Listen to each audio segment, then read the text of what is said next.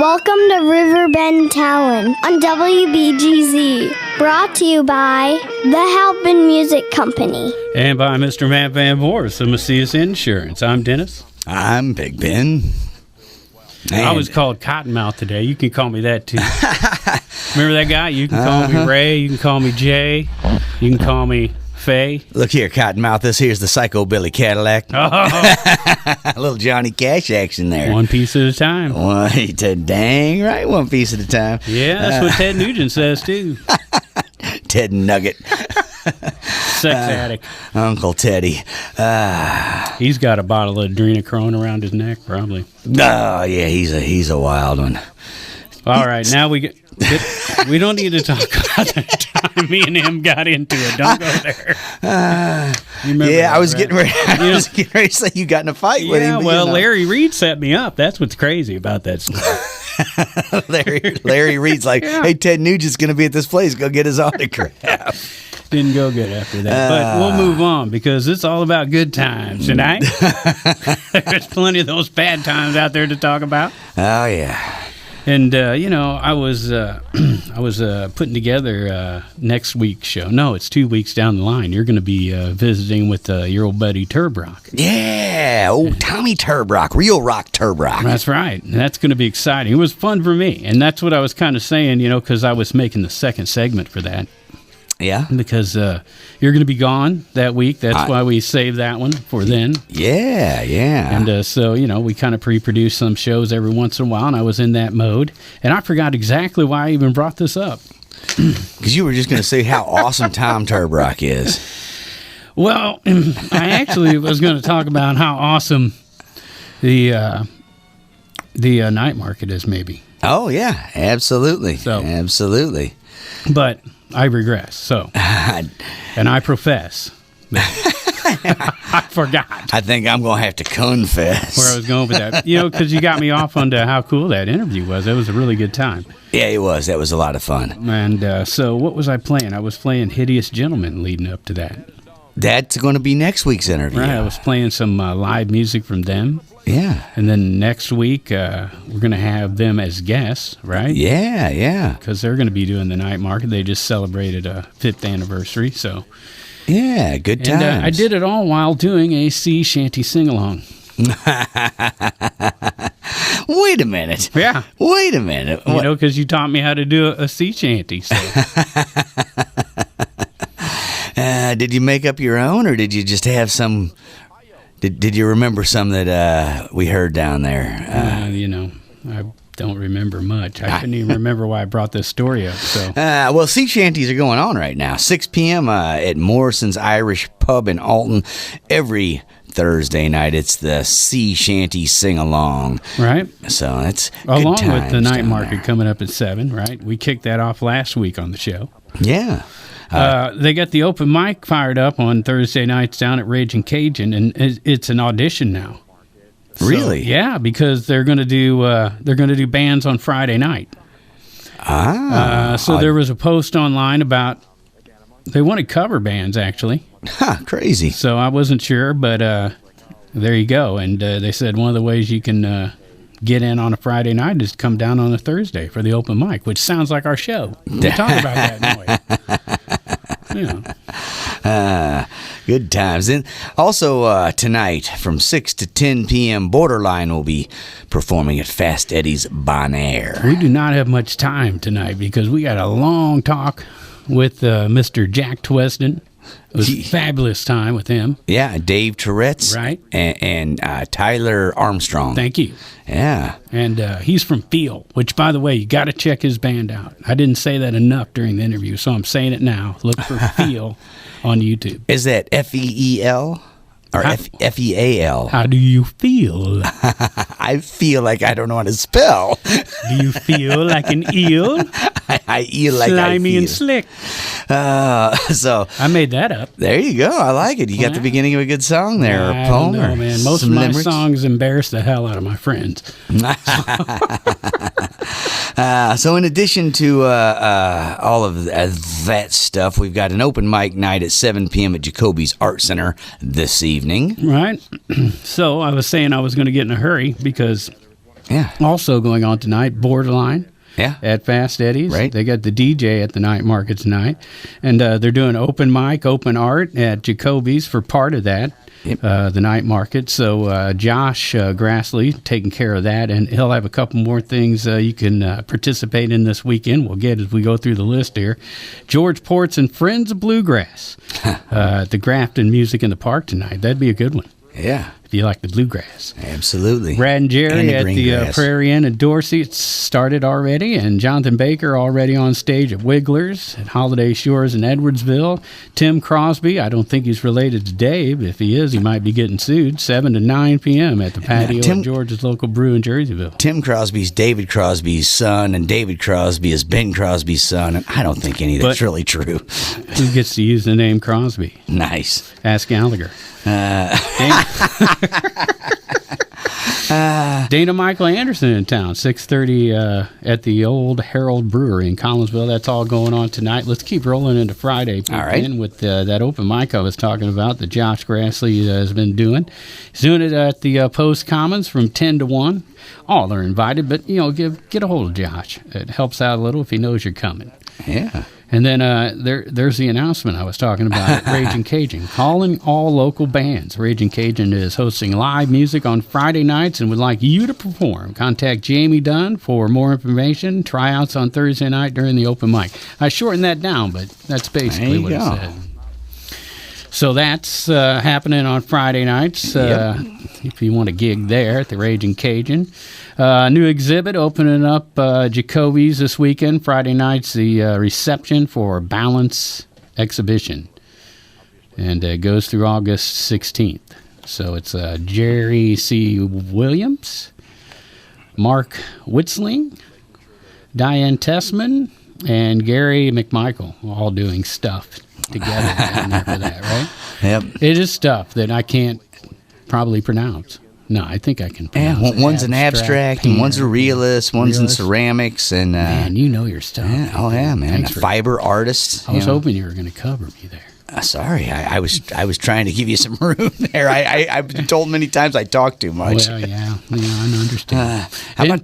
Go ahead. No, I was going to say, how about the intrusion? How about the intrusion? 7 p.m. at the VFW tomorrow night. Doing DJ at Third Shoot, and then DJ Deluxe at Fast Eddie's 3 o'clock, and then Hollywood 5 at 8. The Warehouse Project doing Bakers and Hale on Friday night at 7. Every Little Thing 9:30 at Patrick's in Granite City. Denver Wade Trent 7 to 10 at the Outlet at Edison's in Edwardsville. Crystal Lady 8 p.m. at the Back Bar in Edwardsville. Calm down, Pigpen. There they are. Go ahead and say it. You love to say it. It's Meatwood Flack at Holiday Shores Marina in Edwardsville. Yep. Excellent name. Mo Pleasure doing 3 p.m. at Prairie Inn on Friday. Two Peace, P-E-A-C-E, 7 to 10 at George's local brew.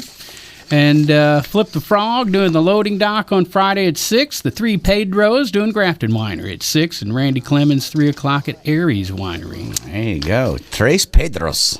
So that gets us through Fridays. We're cooking right along here into the open mic on Saturday that Josh Grassley does at the Farmers Market. 8 a.m., man. You can show up and jam there all the way to noon.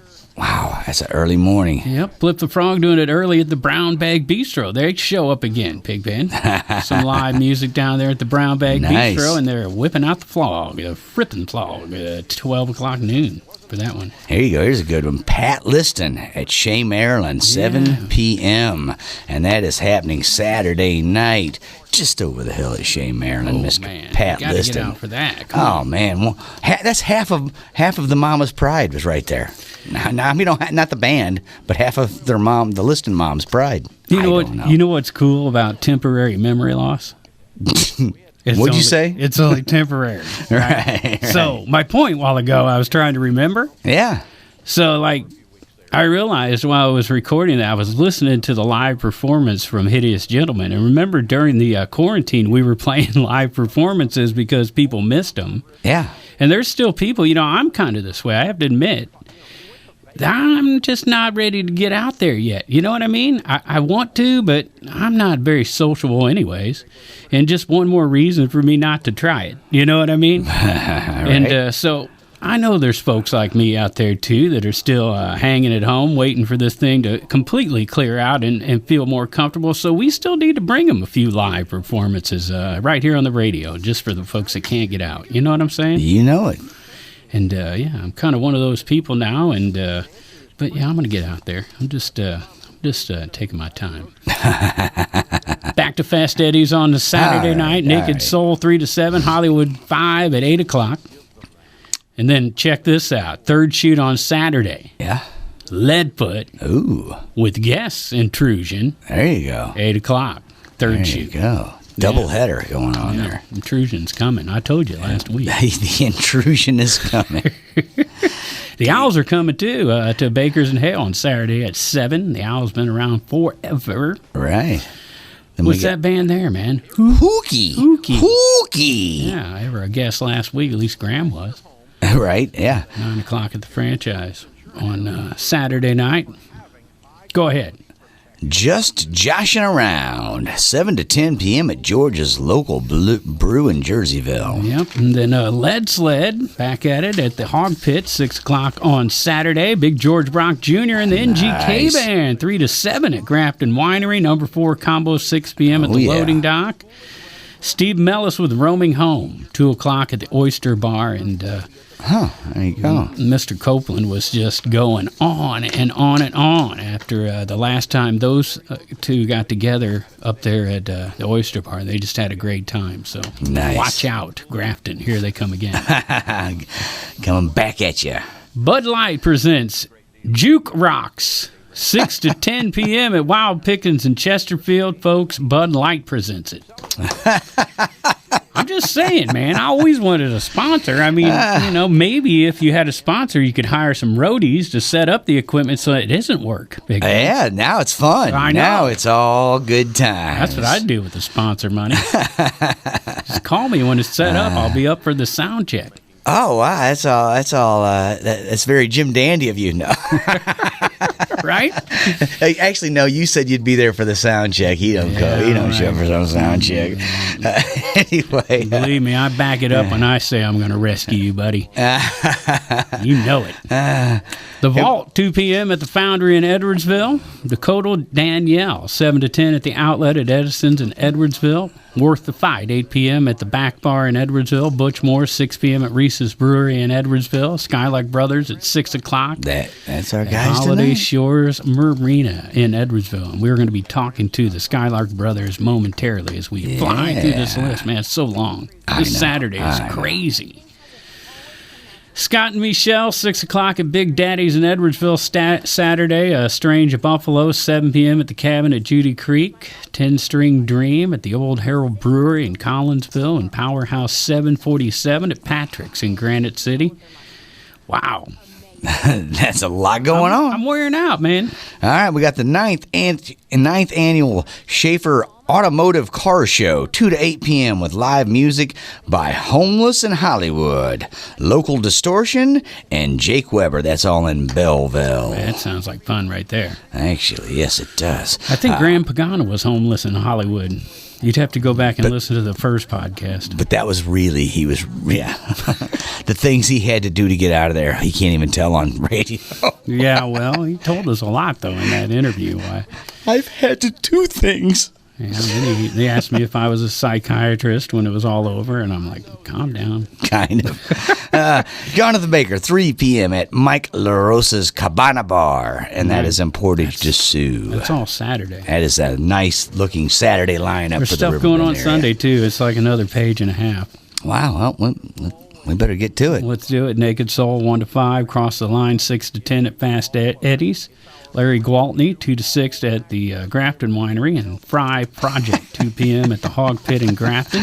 The Truckers at the Loading Dock at 4. Graham Band at the Oyster Bar in Grafton. Rogers and Neenhouse doing 3 to 7 slot at Mike LaRosa's in Portage de Sioux.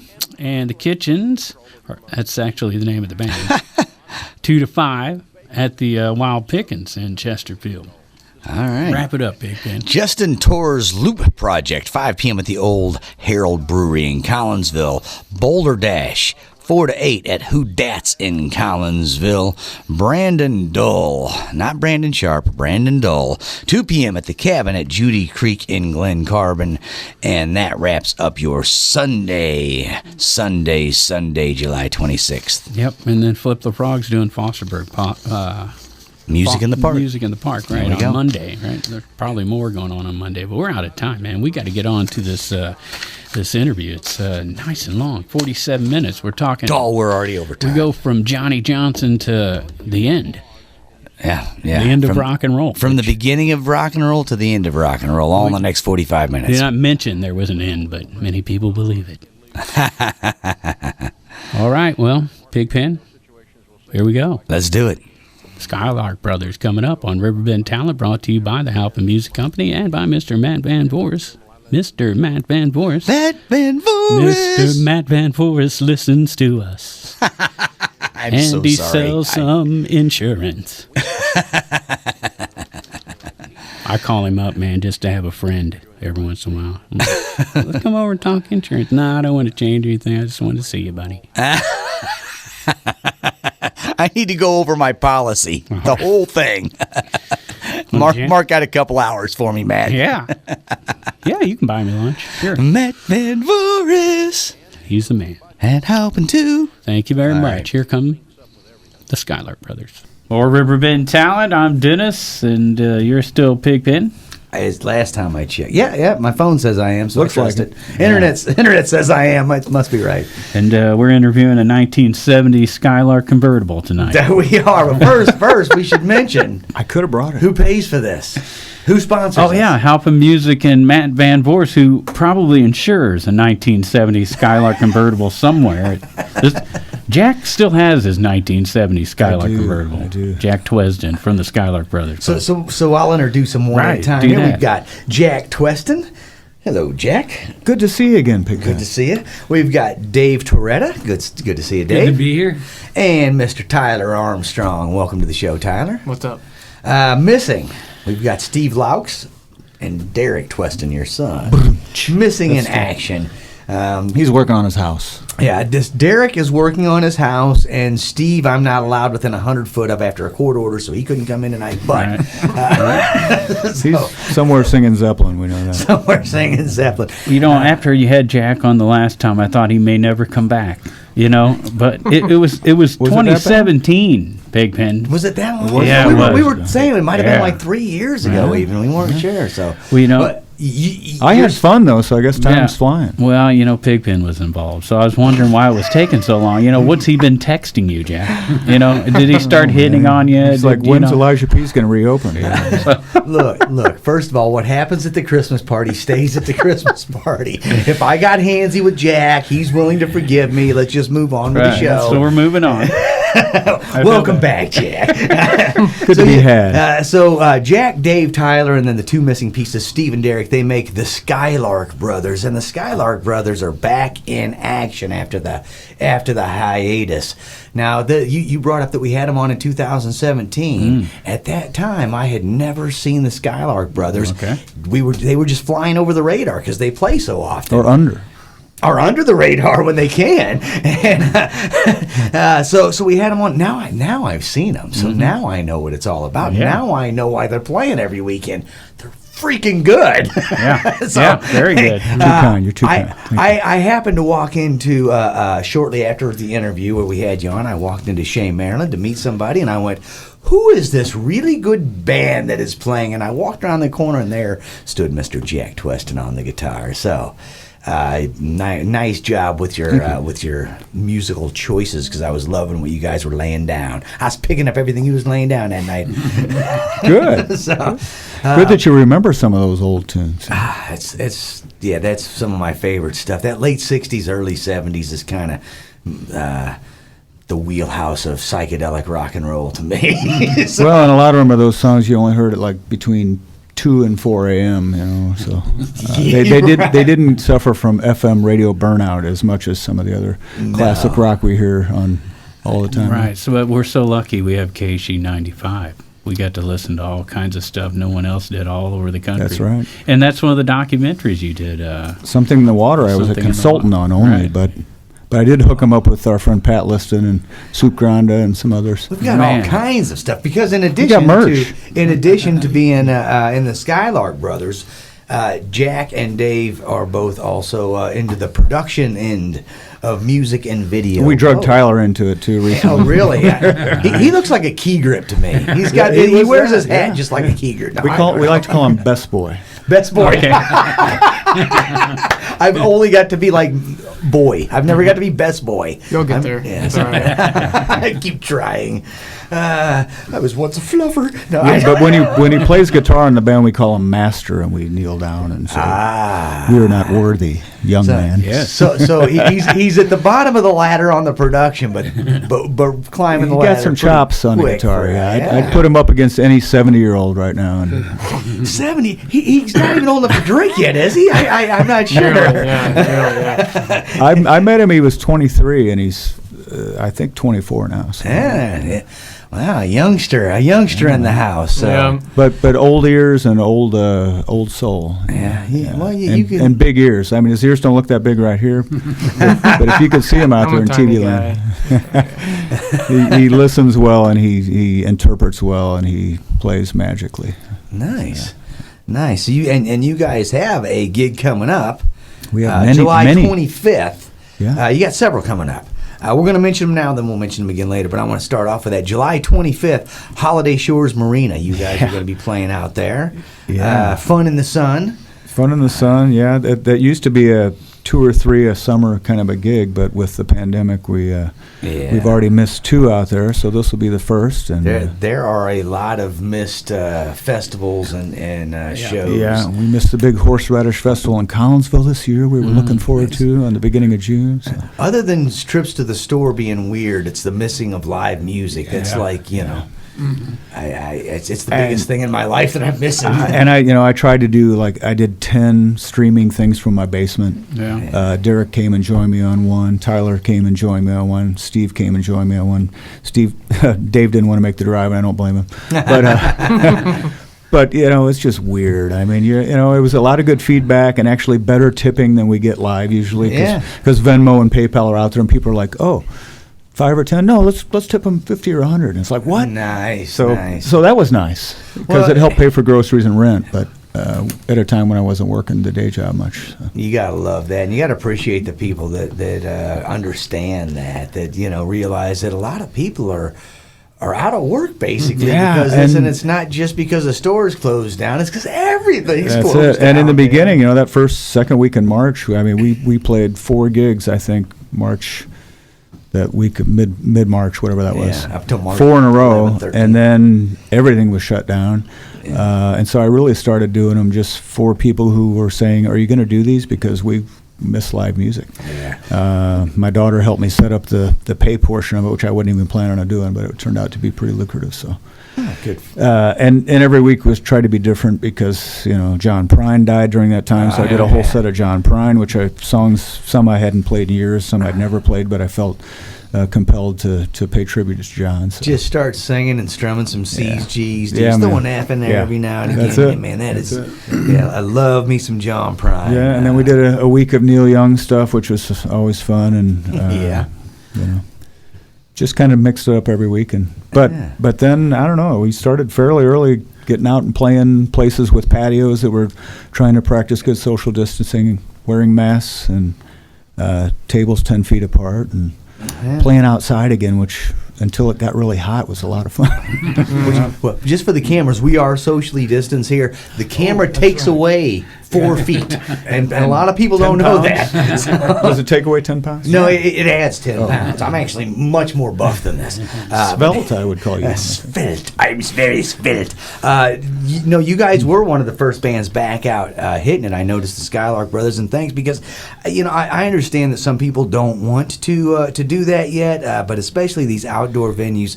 I appreciate all the musicians who did the live streams. I was involved in a couple of live stream type festival situations myself during that, but the vibration of live music is just a little different. Well, the compression that Facebook Live and YouTube does, and just not that we need feedback, but the feedback is nice sometimes.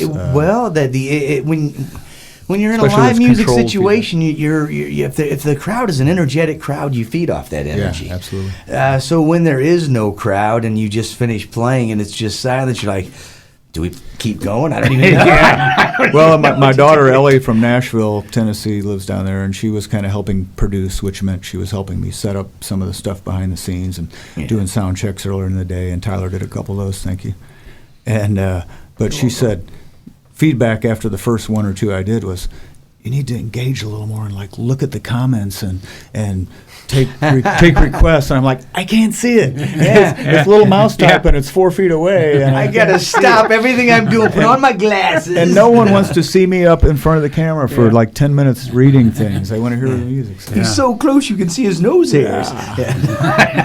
I quit trying to look at it. So, yeah, that was one of the things we've seen a lot of people doing shows from their apartments and different things. And then when they started opening back up, it was the old drive-in thing. And I bring up the old drive-in thing because in the KC documentary, they talk about looking for places to book people back in the day and decided to do drive-ins. Absolutely. So this is more of a flashback. People may not realize that. A lot of KC's first shows that they produced themselves as a radio station were the old 66 drive-in and a couple others. Yeah. So.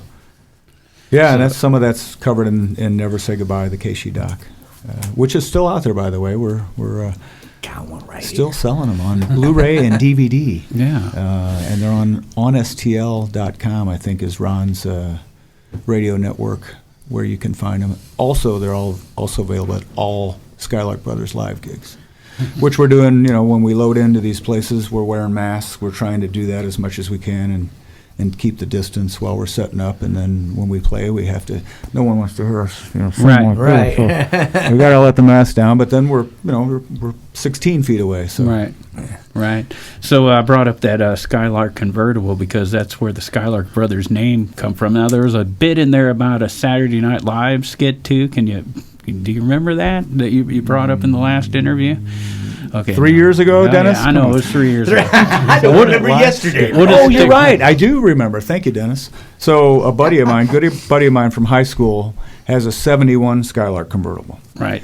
And he got his after mine, but he was further along in his rehab than I was, so he got his done, and it was really nice. And we'd occasionally cruise and swing successfully, as I think Dan Aykroyd and Steve Martin would say. Yeah. And so we were out one night at a Edwardsville music drinking establishment, and he started calling us the Skylark Brothers because he thought we were cruising and swinging successfully, which of course never happened. We were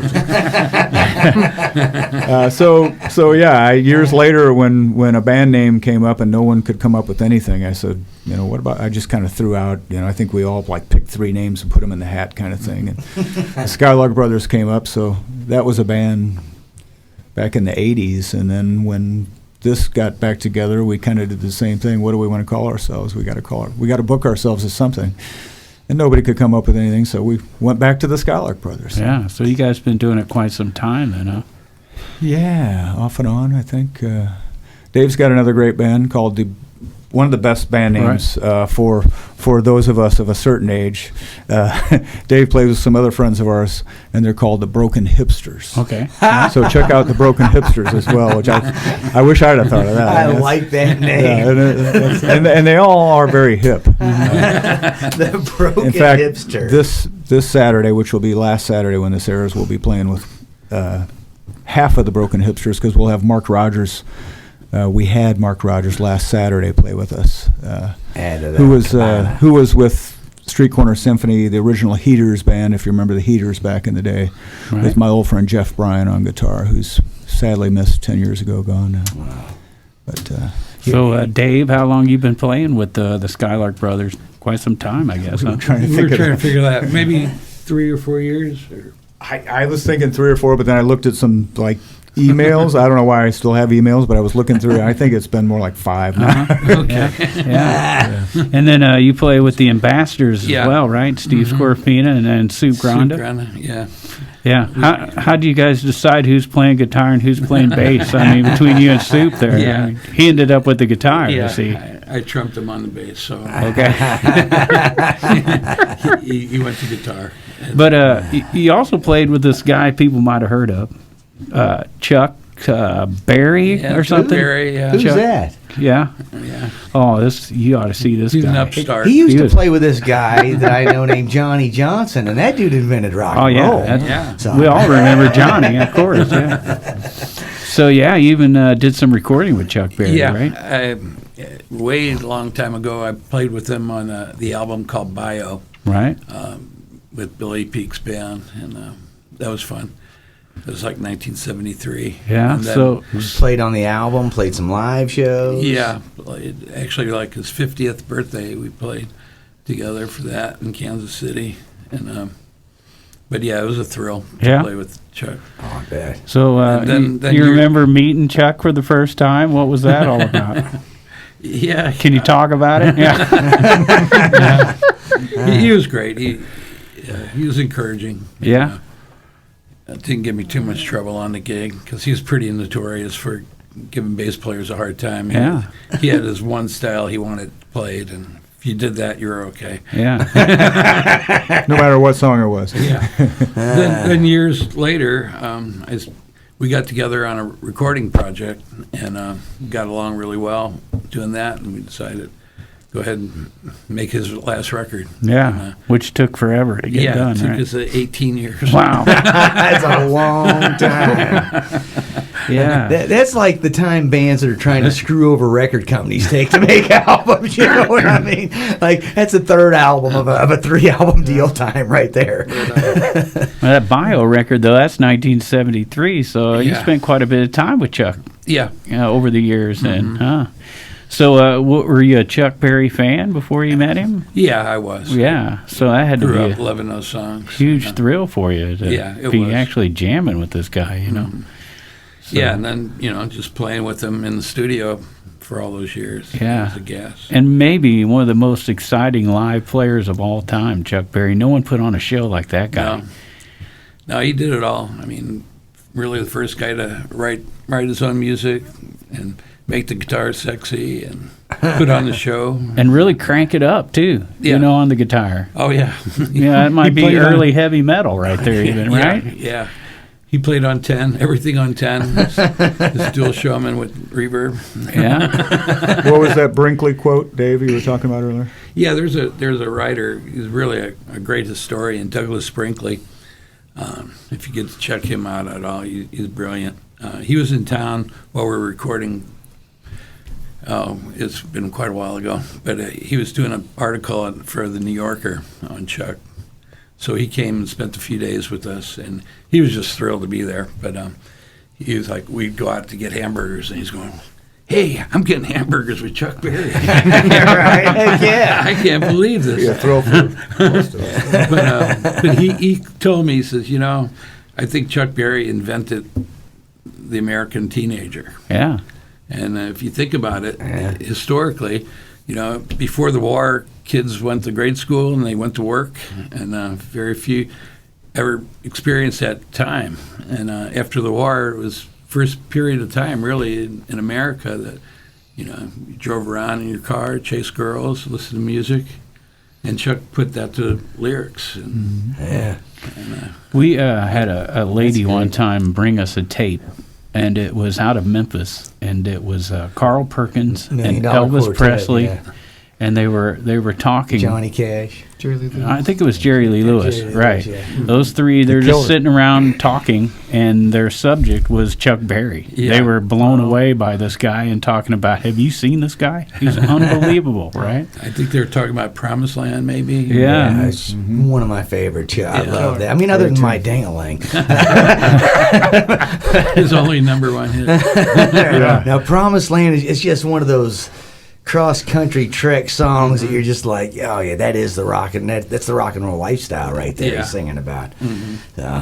Yeah, to have guys like that, though, turning their heads and looking over their yeah. shoulder at Chuck tells Yeah. you how much, he made a mark on rock and roll, that's for sure. Chuck started it.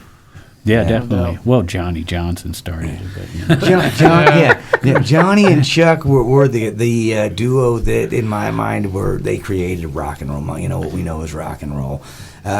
Taking what Johnny wrote on piano and putting it on guitar. Oh God! It gave it a new. There was no, they hadn't really seen that happen yet, and all of a sudden there was this thing. It was electrifying, man. It was all new, and like you say, the time frame was perfect for it, where it was the, like you say, the beginning of the American teenager. Yeah. Where you didn't go straight from kid to adult. There was this middle ground. I've been stuck in that middle ground for decades. I think a lot of us have. Yeah. And that's what music does. Yeah. Most men aren't adults. We just get to pay for things. Yeah. Playing in bands is a great anecdote for maturity. So we've got Tyler Armstrong here too, a guitarist for the Skylark Brothers, and you also play with Feel, right? Yeah, I have an original group. We kind of play 60s, 70s inspired rock kind of thing. Like I was saying, I kind of describe it as Zeppelin meets Neil Young, meets Crosby, Stills and Nash, meets Joni Mitchell, meets the Allman Brothers. It's That's Laurel jams. That happened in Laurel Canyon. Yeah. Hey, yeah. It's a documentary in there. Shows there, yeah. But yeah, we do that sort of stuff. We should be having some stuff coming out in fall and some exciting opportunities that we're hoping to take advantage of. Yeah, you guys coming up recording soon. some originals then? Yeah, we're an all original band. Just go around the Midwest, mostly doing festivals and opening acts as of right now and stuff like that. Yeah. The occasional local thing. Played down Nothing the street right here now, last year, right? You played down the street when we were playing Cher Maryland one night. Bottle and Yeah, barrel. I've played in Alton, I think once or twice. But yeah, we're kind of a unique thing in a way, as humbly as I can say it. With like I was saying, I describe it as 70s AM radio. A lot of bands nowadays do the Zeppelin thing or they do the folk thing, but Led Zeppelin 3 is both. Yeah. So that's kind of the thing we're trying to capture, and there's not a lot of groups doing that out, but we know they're hungry for it. So Yeah. people are hungry for anything right now. I definitely, I checked it out. It's good stuff. Thank you. Great. Thanks. So, hungry what for else Loyal you do with your Canyon. spare time besides whatever Jack wants you to do? Well, really, I tell Jack what to do. Oh, most of the okay. time. He does, except I hooked him up with our buddy Dave. No, yeah, And now Dave's got him doing what he wants him to do. I work at a pretty world-renowned vintage shop in St. Louis called Killer Vintage. Oh, yeah. We sell guitars and Best T-shirts out of any guitar. you got to be careful where you wear them. Hazard But yeah, but yeah, I do that. I play with some other things. Dave and I have some things in the works. Knock on wood. Some things. I actually, I'm in the regional band for Mitch Ryder and the Detroit Wheels. Oh wow! Yeah. Linda Sue Dixon, baby, I love Yeah. it. Yeah, Yeah. love me some Mitch Ryder. So, yeah, I get to chill out with Mitch, and it's cool. Mitch fun is time. still out playing. I didn't even realize. Yeah, that. we play at the Wildy and stuff like that. I haven't he's killer, seen- man. Yeah. He's still on fire. Still got it? Yeah, Wow. and he's the nicest guy too. He's paid me some really, really great compliments coming from a real legend. Yeah, And, man, I totally dig me some Mitch. I Yeah, didn't he's- realize he was still out He's doing a it. lot like Chuck. He's the first guy to do his thing, Yeah. and he's really I respect the heck out of him. And any musician does too. The Linda Sue Dixon, just one of them songs. I can't not smile. I could be in a horrible mood. That song comes on, all of a sudden I just kind of smile. That voice just does something else, and he has great stories. He told me a story one time. He likes to do a lot of covers. He likes to. He Good says, golly, Miss Molly. Yeah, he likes to I'll play tear it songs up. by his friends.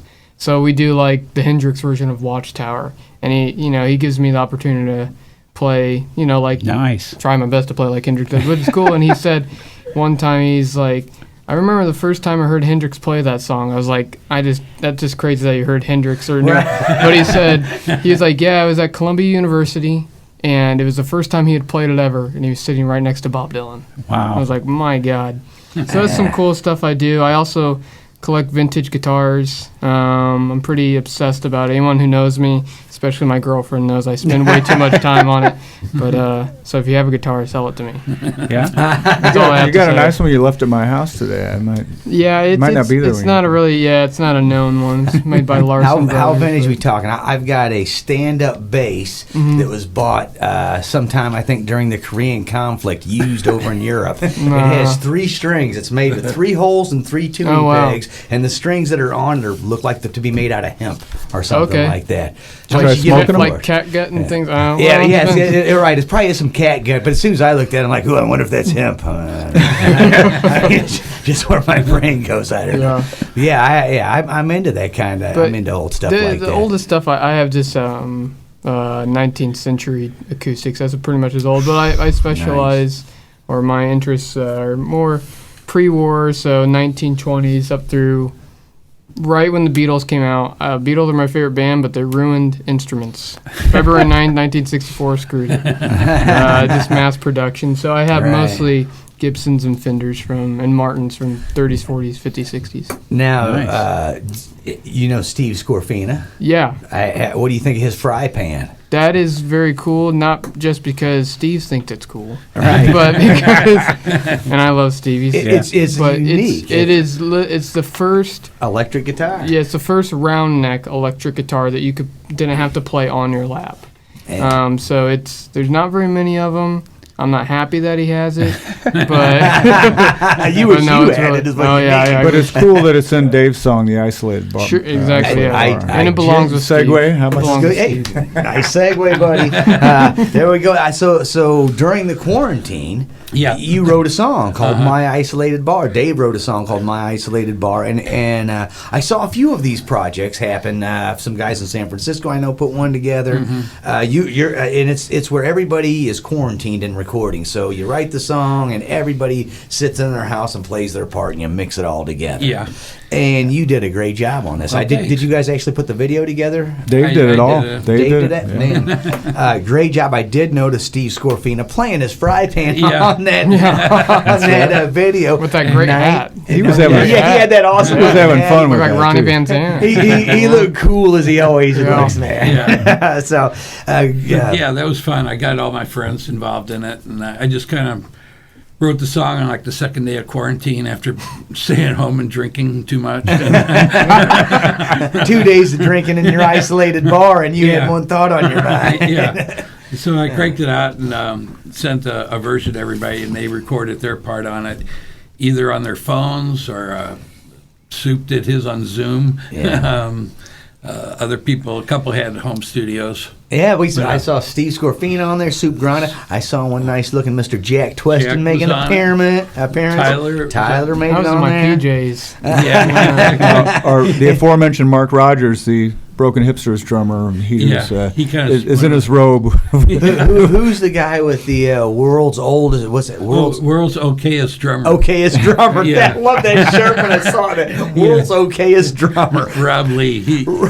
He helped me with putting that together. That was his groove. He's a great drummer. Him just sitting there with that drum. And that shirt that says "World's okayest drummer." I gotta laugh. Yeah. at And that kudos to Dave again, because I started a song about the same time, and mine's still not done, and he finished a whole video. But Charlie Glenn was on it, the guy who sings the national anthem for the blues. I don't know if you know. Great pipes. Yeah. Connie Fairchild was on it. My friend Deborah Dopkin, who's like world famous percussionist, she was on it. She sent hers from L.A. Soup was in Nashville. Nice. Another guy, Rob Newhouse, who did a great job on it. He's in Chicago. He used to be in a band called the Elvis Brothers and Cold Yeah. Kitchen. Man, you had an all-star lineup from Yeah. all over, and Yeah. you did a nice job on the video. And then me and Jack. All Stars and then me and Jack. Yeah, so Google My Isolated Bar on YouTube. You'll find it. Yeah, definitely. Cool stuff, man. There's a link on the Skylark Brothers Facebook page as well. There you go. Yeah. So now, in addition to all of this stuff that we've been talking about, well, now we talked a little bit about your documentaries, but, Yeah. but I want to get back to that, actually. okay. You know, because all you guys work on these videos together, right? Over the years. The Gypsy one, though, I want to get back into that because Tyler brought up Laurel Canyon, and there's something in that video that I didn't know about Gypsy. I'm not sure Pigpen knows where Gypsy lived in Laurel Canyon. They lived directly behind the La Bianca. the La Bianca house, and were highly investigated after that. I bet they were. that went Yeah, down. I think Yeah. as James tells it, James Walsh, the B3 organ player, founding member, one of the founding members of Gypsy, that they had played the Whiskey or somewhere the night before that they kind of had become the house band after Chicago left. And they were back at their rental house, their practice home base, and got home at 3 or 4 o'clock in the morning, bleary-eyed and trying to sleep. And at 6 a.m., the FBI is banging on their door saying, "What do you hippies know about these murders next door?" And they're like, I want to go back to sleep. I know you woke me up. A weird twist is that the producer of the documentary on Gypsy, before we even did this concert DVD that you're talking about, Dennis, there's a documentary on the band Gypsy that James hooked me up with, the young producer who's a news photographer in Minneapolis.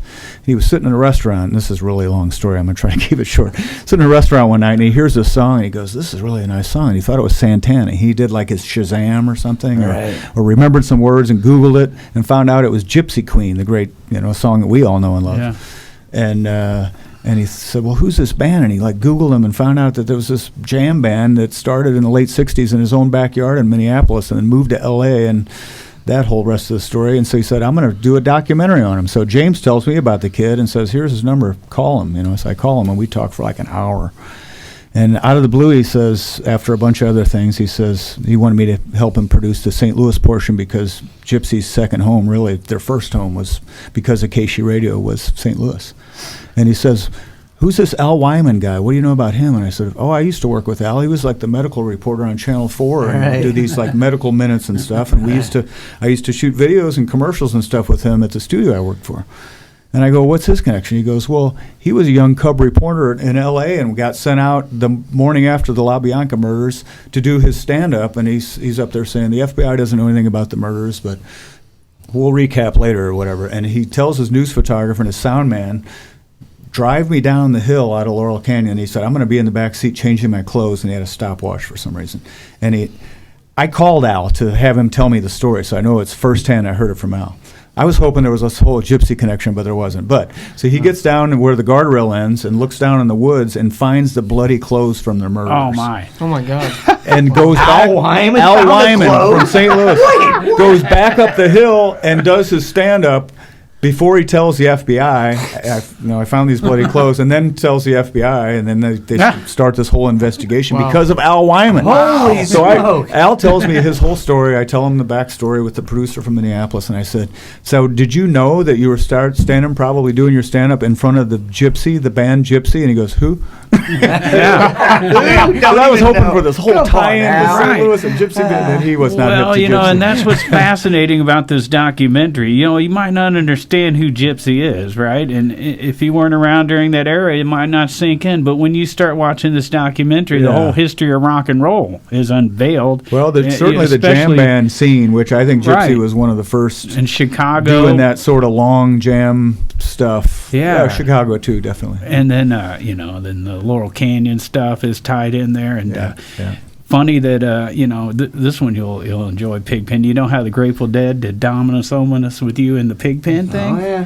Well, Jimi Hendrix happened to stop in and see Gypsy and asked them if it was okay if he called his band Band of Gypsies. He just didn't. I heard that story. James told me. Yeah. And the Band of Gypsies, Billy Cox on the bass. Oh, yeah. It's in the Gypsy documentary. It all ties together somehow. Yeah.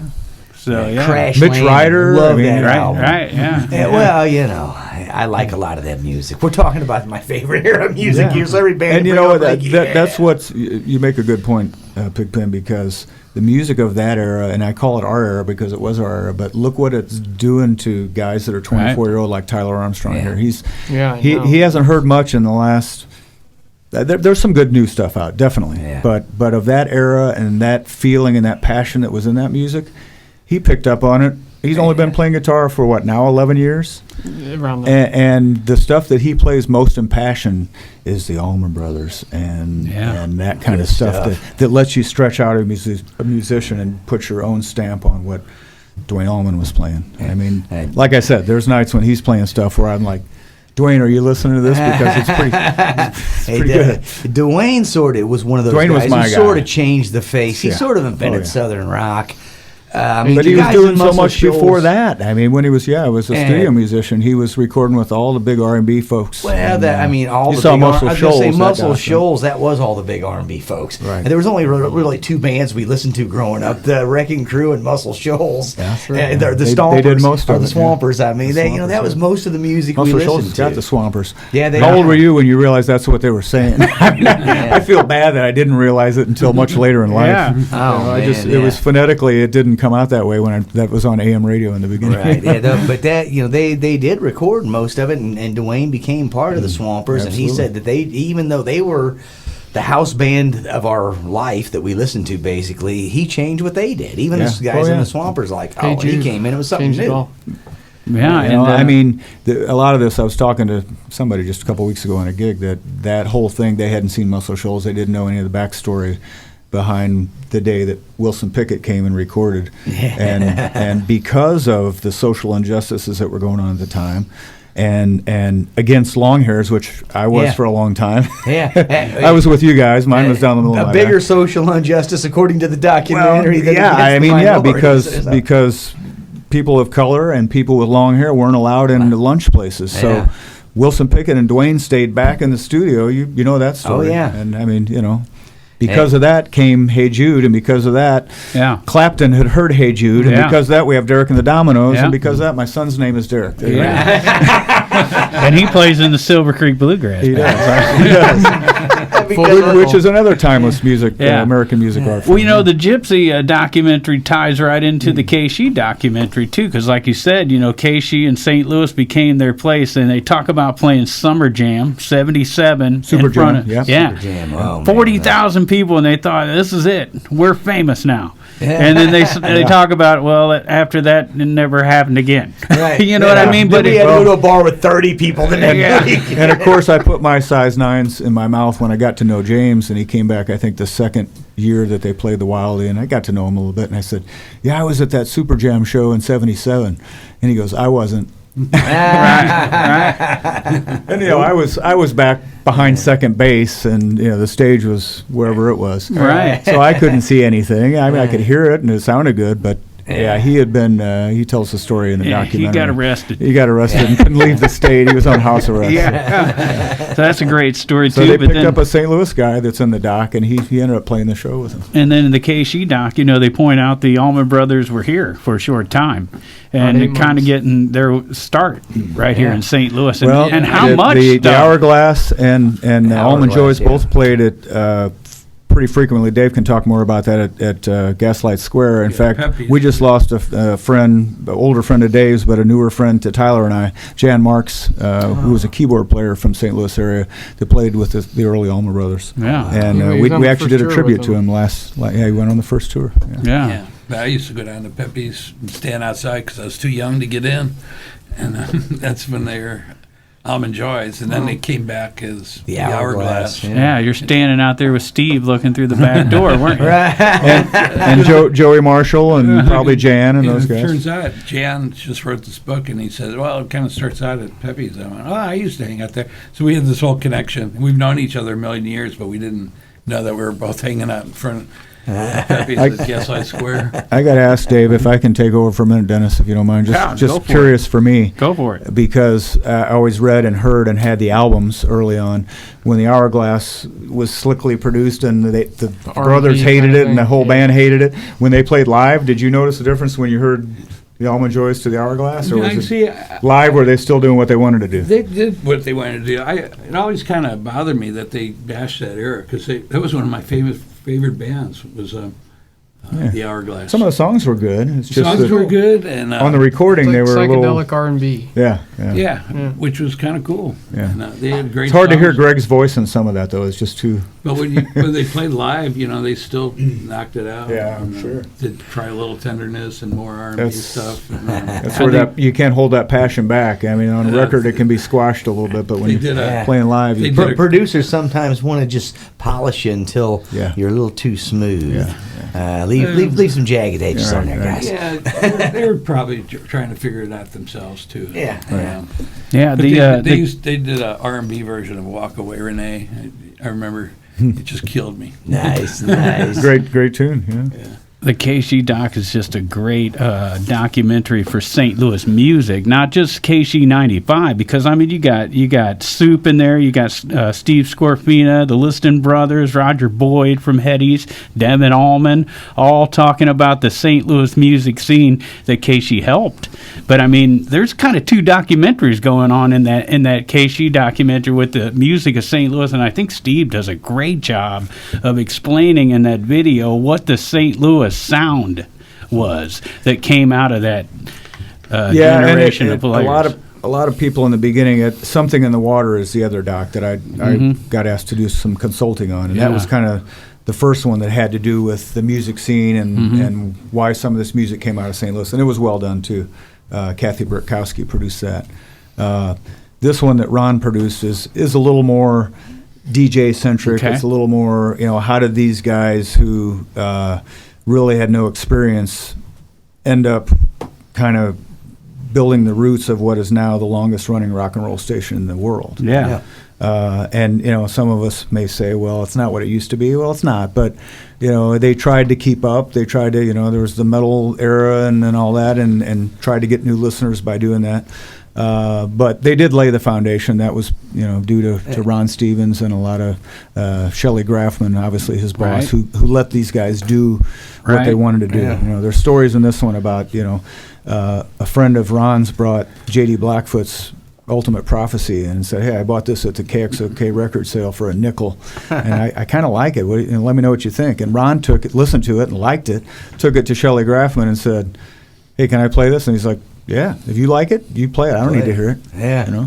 So you had that a little more freedom to be a pirate radio. And actually, Casey kept that. When I was working at Casey, even in the early 2000s, there were still 15 minutes at the end of each hour that you got to choose what you wanted. And that went all the way up through 2003, 2004, and then they finally killed that and started stacking the hours full. Was that when not Hibbard? What was the one that bought him out? Emmis? Yeah, it was during the. Well, see now I worked for them through the Emmis there during the Emmis time, and that like I say, they still had that freedom at the beginning of it, but somewhere during that time they removed that last 15 minutes of freedom that you had. The corporate structure came down. Right, but like you say, they kind of you said that they've had some bad times in their all these years, but come on, man, no other station has survived. They haven't changed formats. They haven't changed formats, and nobody else has survived that long without changing formats from rock and roll. And it's interesting because, especially when the early years, starting in '67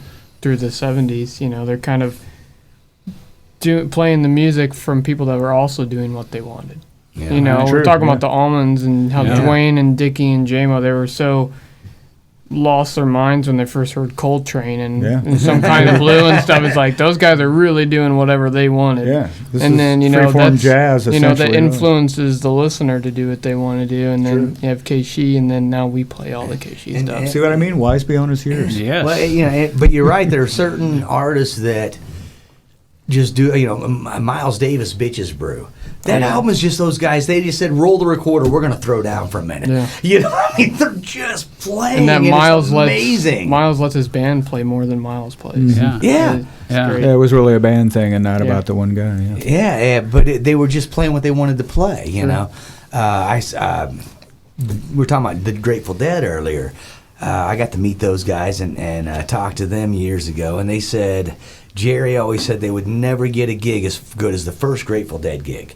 Because the very first, they were called the Warlocks, and then Ken Kesey came up and said, hey, I want you to play these acid tests, but you got to change your name. You're too confrontational. So they changed it to the Grateful Dead, and basically he said, look, I'm going to pay you. You set up your equipment every night. You only play if you feel like it. Only play what you feel. Don't play what you think they want you to play. And if you don't feel like playing, don't play at all. You get paid the same. What a deal. I want that gig, right? Like, who offers up someone a gig like that? And he's like, we'll never get somebody on acid. Like that. King Kesey on his bus. There you go. It was a different time. It was a different time. Let's go through those documentaries real quick. Right, there. We've got Never Say Goodbye. It's the Keishi documentary. Right. We've got Produced and directed by Ron Stevens, who's still around. Good friend of mine. Ron Stevens. Then we've got A Long Way from Neverland, a conversation with Pat Liston and Danny Liston. Oh, yeah. That is the Mama's Pride. They boys. mentioned you in that one. I'm going to watch this and see Danny if that's does. true. And if you look close, there's Ron Stevens in 1974 on the cover of Never Say Goodbye. Nice. With And here he his, is on the back of this one just last year. a little older, yeah, talking to the He Mama still looks Pride good. boys. He still looks good. Then we have the There Gypsy you He's go. Live. married to Joy in the morning, too. That's a good one. We've got We love Gypsy Joy. Live at the Wildy Theater. So this is a live concert video from April 11th, 2015. That's a great Has it been one. 5 years A already? film by Jack Twesten. Outstanding. And Jack. then Kudos to Aaron Goodyear. He Well, edited that and helped me a lot. we've also got a CD here by the Ambassadors, which Nice. is Steve Scorfina, Mr. Dave Torretta sitting here with us tonight, and Michael Soupgranda. Who beat out Sue Grande on bass for this? I'm just saying. they had a bass off.